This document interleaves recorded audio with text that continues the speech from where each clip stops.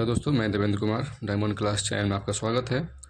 आज मैं एक सिंपल इक्वेशन क्लास 7th के एनसीईआरटी को के डिफिनेशन को समझाऊंगा। दोस्तों शुरू करते हैं डिफिनेशन से।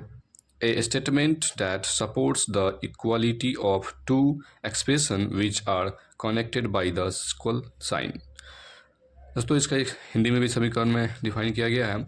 समीकरण एक गणितीय कथन है जिसमें समान मान वाले दो भावों के बीच बराबर का साइन होता है। ये प्रतीक का मतलब साइन होता है दोस्तों।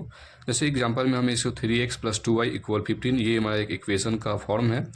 अब हम समझेंगे पार्ट ऑफ इक्वेशन। इक्वेशन में कितने पार्ट होते हैं और कौन कौन से इंपॉर्टेंट पार्ट है या कौन से वर्ड सबसे ज़्यादा यूज होता है इक्वेशन में, उस चीज़ को हम लोग समझेंगे। सबसे पहले है वेरिएबल। दोस्तों ये वेरिएबल एक बहुत ही इंपॉर्टेंट वर्ड है जो हमारे इक्वेशंस में बहुत ही यूजफुल होता है। जैसे varying quality represent by a letter और ए सिंबल। वेरिंग का मतलब होता है कि जिसका वैल्यू वेरी कह सकता है, जिसका वैल्यू फाइंड आउट करते हैं हम लोग। जैसे XYZ ABCD, ये सभी जो है इंडिकेट करता है सिंबल से या लेटर से। ये वेरिंग कहलाता है जिसका मान हम लोग वेरी कर पाते हैं। सेकेंड है constant. A fixed quantity does not very, जिसका मतलब है कि ये डज नॉट वेरी करता है, इसका वेरी नहीं करेगा, ये फिक्स वैल्यू होता है। जैसे 5 4 3 जितना भी नंबर है, डिजिट है, वो सभी वैल्यू फिक्स का होता है। थर्ड है coefficient. A number which multiples of a variable. मतलब दोस्तों कि वेरिएबल में जो मल्टीपल होता है, ये मेरा x वेरिएबल है और इसके साथ मल्टीपल है 5, यानी एक के साथ जो मल्टीपल होगा वो कोफिशिएंट कराएगा। तो x का कोफिशिएंट 5 कहलाएगा। ऑपरेटर। नेक्स्ट पार्ट है ऑपरेटर। ऑपरेटर का मतलब कि समीकरण ऑपरेट किसके द्वारा हो रहा है, यानी किस किस साइन के द्वारा ऑपरेट हो रहा है, इसको हम लोग डिफाइन कर रहे हैं। Symbol indicating what operation must be done.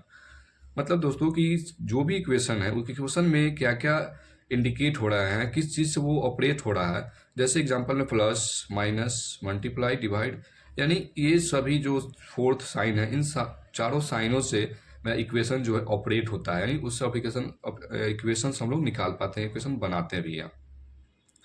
Next है टर्म।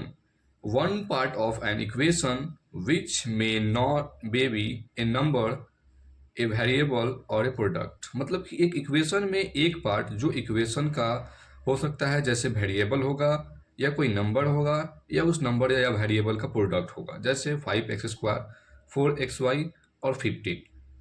दोस्तों ये रहा इक्वेशन का डिफिनेशन और इक्वेशन के पार्ट। और हम एक इम्पॉर्टेंट पार्ट समझाएंगे इसको कि पूरी इक्वेशंस में कौन कौन से पार्ट होते हैं।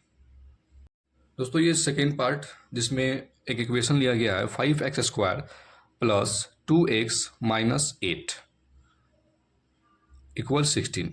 अब इस पूरे होल पार्ट में कौन क्या इंडिकेट कर रहा है, इस चीज़ को हम लोग समझेंगे। सबसे पहले हम लोग समझेंगे कि ये जो x है, x² और यहाँ x, ये दोनों जो है हमारा वेरिएबल है। ये दोनों जो है मेरा वेरिएबल है। उसके बाद x² के साथ, जैसे कि मैंने बताया था कोफिशिएंट में, कि वेरिएबल के साथ जो मल्टीपल होगा, जो वेरिएबल के साथ मल्टीपल होगा डिजिट, वो मेरा कोफिशिएंट कहलाएगा। यानी x² के साथ 5 क्या है, मल्टीपल है, तो ये 5 क्या हो जाएगा, x² का कोफिशिएंट हो जाएगा। यहाँ वेरिएबल x के साथ 2 मल्टीपल है तो 2 कोफिशिएंट हो जाएगा। और अब हम समझेंगे टर्म, यानी कि बताया गया था कि वन पार्ट, इक्वेशन का वन पार्ट, यानी ये वन पार्ट हुआ टोटल 5x² टर्म कहलाएगा, ये भी एक टर्म कहलाएगा, ये भी एक टर्म कहलाएगा, ये भी टर्म है। उसके बाद ये प्लस और माइनस, ये जो दो साइन है, ये ऑपरेटर कहलाता है, ऑपरेट कर रहा है इस इक्वेशन को। दोस्तों ये 8 और 16 जो कि कांस्टेंट पार्ट है, जिसका वैल्यू फिक्स होता है। ओके, अब हम यहाँ पे कुछ बता रहे हैं, एक्सप्लेन कर रहे हैं। x indicates variable. x क्या कर रहा है, वेरिएबल को इंडिकेट कर रहा है, जिसका मान जो होता है, वैल्यू जो होता है, फिक्स नहीं होता है। x² के साथ मल्टीपल 5 है जो कोफिशिएंट कहलाएगा, और x का मल्टीपल 2 है जो 2 कोफिशिएंट कहलाएगा। जिसमें दोनों साइन प्लस और माइनस है वो ऑपरेटर कहलाएगा। 8 और 16 जैसा कि मैंने पहले बताया, तो 8 और 16 क्या है, कांस्टेंट है जिसका वैल्यू फिक्स होता है, और सभी को मिलाकर एक एक्सप्रेशन बनता है। इस पूरे को हम लोग एक्सप्रेशन कहते हैं, कहा जाता है, जिसमें वेरिएबल भी होता है, कांस्टेंट भी होता है, ऑपरेटर भी होता है और सिंबल भी होता है, और इन सभी पार्ट को मिलाकर एक इक्वेशन का फॉर्म बनता है। दोस्तों आई होप दैट, मुझे आशा है कि ये इक्वेशन का एक डिफिनेशन और इक्वेशन के पार्ट बहुत अच्छा समझ में आया होगा दोस्तों। और नेक्स्ट पार्ट में क्वेश्चंस को हम लोग सॉल्यूशन के बारे में पढ़ेंगे। थैंक यू दोस्तों।